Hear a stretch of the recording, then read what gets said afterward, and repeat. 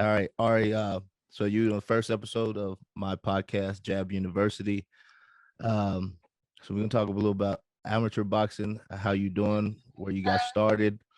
So how old were you when you got started boxing? I was 12. 12 years old. Did it start out easy? Did it start out rough? It was kind of rough. I was in an all boys gym, so kind of having to find my way through there. All right, and so you've had some success on the national level. Can you tell me what tournaments you've won? I won the 2018 2019 JOs, um, an Eastern qualifier, two Western qualifiers, and three national championships. And those three national championships have been in three different weight classes. Am I correct? Yes. And which weight classes are those? 125, 132, and 141. And after winning those national championships, you've been on the national team, both the junior and youth national team. Am I correct? Yes. And you did get to participate in international competition. How did that go? It was a great experience for me. I got to experience what it's like to participate with Team USA, and just getting that international experience is really good, especially for right now, since that's where you want to be. And I've been in your corner for most of these tournaments, so I know things other people don't know. But this year, you fought a national champion who was also on Team USA. And how did you win that fight? I won it with a TKO in the second round. TKO. That's not easy in amateur boxing. Am I correct? No, definitely not. Especially for a championship fight. And the caliber of fighter you were fighting, Ruby Navarro, she's a pretty good fighter, and you went out there and you got the Yeah, job done. we've both been on Team USA for like a couple years, and we've been on it together. So just we know it's high caliber. It's not someone that just walked in for a national. So it was really awesome. And I saw something last night, I guess when you guys got home from San Antonio, you've been featured in Sports Illustrated. How did that come about? I guess it was for Faces in the Crowd, like that spread. So I guess somebody just saw me and they contacted us, and we did like a little interview thing, and I got to be in Sports Illustrated. That's a pretty cool accomplishment. Not too many other female boxers were in there, were they? No, I don't think so. You were the only one? Probably, if anyone, it's probably Clarissa Shields. Oh, well, that's pretty dope. That's pretty dope. So, what do you have coming up next? I have a fight in Colorado, right? June 19th. That, and then the Junior Olympic Nationals in July. All right. So it's fighting Colorado on June 19th. You're fighting another former Team USA member, and she's an elite level fighter, I believe. What's her name? Sarah Garrison. And you fought her before, have you not? Yes, for my first nationals. First national tournament. How'd that go? It was kind of nerve-wracking for me. She was the number 2 seed in my weight class, so it was just the experience of fighting that high caliber very early on was just a little different for me. But it was cool. It's not the same result because you're not the same fighter, correct? No, definitely not. That was like 2017. Oh, wow. You were a youngin' then. Well, you're still a youngin' now. You're only 17 years old. Yeah. And then the JOs coming up in July. It's going to be a pretty long tournament for everybody. They've added college. They've added the elites. They call it the Summer Festival now. One thing I've noticed as I work your corner is there's not too many people in your weight class anymore. Is there a reason why? maybe avoiding. I don't know, but Yeah, I I think don't so too. know. That that's just the coach and me. I think they don't want to fight you, but if they do show up, I think one of them would be uh, a former teammate of yours from Team USA. Uh, didn't she miss the last tournament, the national championships, in back in March? Yes. But And you sparred her probably before. You never fought her, right? no. And of course, Ruby Navarro will be back probably in that same weight class. Yes. And after the JOs in July, I think you got the terrorist birthday, September 11th is Oh your my birthday. god. September 11th is your birthday. But after that, I'm pretty sure you guys got a camp coming up or international competition, or I know you're not in an Olympic weight class.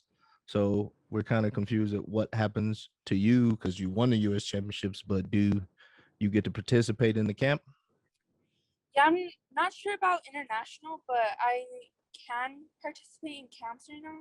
I think we're I'm going to one in July All right, so for a the camp Pan in July. American Games. Oh, for the Pan Am Games, the Youth Pan Am Games, Yeah, if I'm so yeah. and this year, since you turn 18 this year, you get to make the jump to the elite division. So, what weight class are you going to compete in the elite division, at least this year? For this year, 141. I'm Yes. confident I can make it still, so And how do you I think feel it'll be about a good class. the elite competition? Have you sparred some of these elite girls or fought some of these elite girls? I've sparred one of them, but I've never, yeah, I don't know what to look for yet. But I think it's gonna be good. So I don't have too much of a, I don't have too much worries. Just gotta do what I do and hope for the best outcome. And word on the street is you plan on graduating high school in December. Is that correct? Yes, that's the plan. That's the plan. And then once you make your splash in the elite division, which I'm sure you do good because I'll be really close screaming at you. Mm-hmm. Um, you gonna graduate high school. How do you plan to continue in this amateur boxing for a while, or do you plan on going pro? What is that? What you think is gonna happen in your future? I plan for the 2024 Olympics and then going pro, but you Oh, never know. But so the that's what I goal plan. is 2024 Paris Olympic Games, Yes, and then maybe pros, correct? and maybe pros. Yes, But since I get to talk to your dad, his idea is education first, correct? yes, Yeah, always, that especially in my household.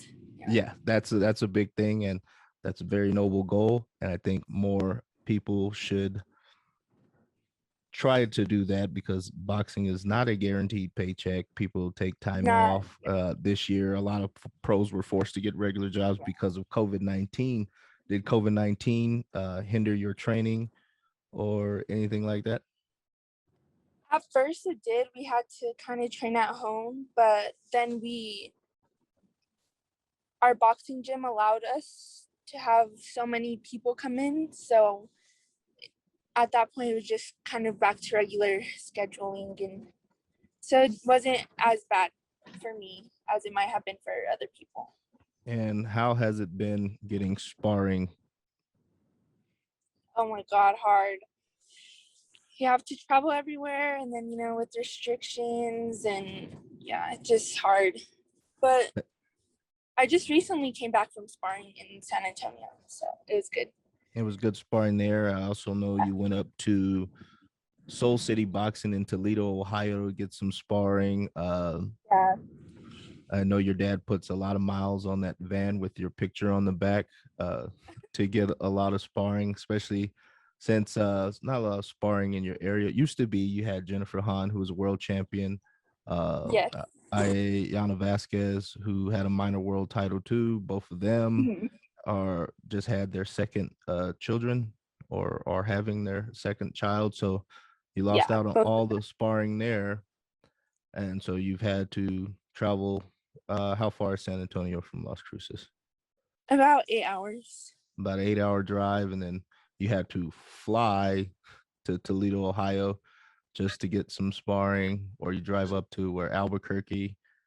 Yeah, Albuquerque, where I spar with Brenda Means. Brenda Means, who's the wife of UFC fighter Tim Means. She's a outstanding fighter in her own right. Um, have you been getting any offers from pro promoters or managers or anything like that? Here and there, um, but then they kind of know that I'm still thinking amateur, so they kind of back off a little bit. They back But off a little bit, yeah.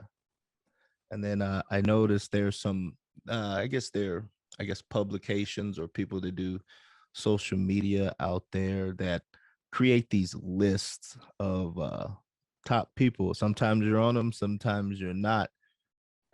When you're not, does it feel like they're trying to slight you or? I mean, everyone has their own opinions, but yeah, it kind of feels a little bit like, seriously, like, I've been a top fighter for a while now, I think. But, everyone has their own opinion, so I can't make everybody's list, and that's Yeah, fine. yeah, I've seen some of these lists where there's girls you've beat on there like 3 4 times. Some of them you've stopped, but they're on the list and you're not. And somehow it doesn't make sense to me as one of your coaches. And I'm pretty sure it don't make sense to you. Like, what do you want me to do? Keep beating this kid? I'll beat him to I death know, next like, time. yeah, like there is this one list where all the girls I beat on there, and I was like almost not included, but Yeah. then you know, it is. yeah, it happens. And but shout out to Pudo Punik, who runs 3 rounds, and they've done a lot to feature you quite a bit. Um, has that helped you, either like confidence seeing yourself on the internet or get a social media following from lists like his or the videos he puts out? Yeah, it really does, because I mean, somebody recognizes what you're doing and all the hard work that you're putting in. It gives me a lot of confidence. And then the videos and pictures he puts on are really cool. So get to see like all of my stuff in just a dedicated post to me. So it's cool. Yeah, and when you got in boxing, did you have any role models or people you looked up to in the sport? I don't think, not yet at the time, honestly. I think it was just like starting, and then I kind of was getting more into like, who do I want to fight like, or who do I look up to. But yeah, not at the beginning, I don't think. And who do you either look up to now or watch quite a bit? I love Canelo, but like female wise, which I like to look up to more, because we're always put in a difficult position, especially pros, female fighters. But I look up to Michaela Meyer, Clarissa, she's awesome. And I don't know, I like Katie Taylor. Yeah, like her. And they seem to be making the big splash now, because normally the only female fighter you used to see on TV was Holly Holm, uh, Mm-hmm. but she made the jump to MMA over in UFC, and then before her there was a Christy Martin, who was kind of, they used to feature her bouts like the butterbean bouts, like 4 rounds here in the middle. But now I Yeah. see the females are being main events. There's all Yeah. female promotions. They're starting to make money now. Um, does that inspire you? Like, hey man, maybe I could get rich doing this one day. Yeah, it does. Yeah, because they're paving the way for us. So now you're like wanting those opportunities because you can get them now. But yeah, I think just them paving the way for us is going to be good, especially for the next generation coming up. So the female fighters are making it for us right now. And even though I don't want to talk about it, what do you think about these YouTubers and TikTokers doing fights on Triller. I seen Jake Paul, I think that's the one, just signed with Showtime. His brother is going to fight Floyd Mayweather. Um, what do you think about that? Is it hurting the sport? Is it helping the sport? Are boxers learning something about marketing from them? What do you think? I think it's hurting the sport, honestly. They're making it kind of like they're not taking it as serious as we do. Then they're just barely coming in and thinking, oh, it's like this easy sport that we could do and just like make money off. And I think they're hurting us, honestly. They're kind of making people think that, oh, they don't put in this work when we do. We put hours and hours of work just for these fights. And they're making more money than people who have been doing this for so long. So I think it's hurting. But the marketing wise, I think boxers could learn just a couple more things because sometimes they don't get out there as much as they should. But I don't know. I think it's kind of hurting us. Yeah, Still, so the value is in putting butts in the seats. So I guess learning how to market the yourself marketing. might be a good thing, but it's always been my personal opinion that people don't watch football on Sundays. But yeah, I can do that, you know. But occasionally they'll watch professional boxing and be like, yeah, I kicked that guy's butt. And Yeah, they. no, you can't. Yeah, no. Yeah, get in there and we'll see. Can't even last around. Yeah, so they can't last around, but they're making millions or hundreds of $1,000s, maybe $1 million here and there, where there's boxers that's dedicated 20 years to the sport, maybe fighting for 10 grand. Um, Yeah, I know you got to get out of the van and start running. How far are you running today? probably try to do 4. About We're four at Baylor, miles. Where you at Geary Springs? our hill run. Oh, you're doing the hill run.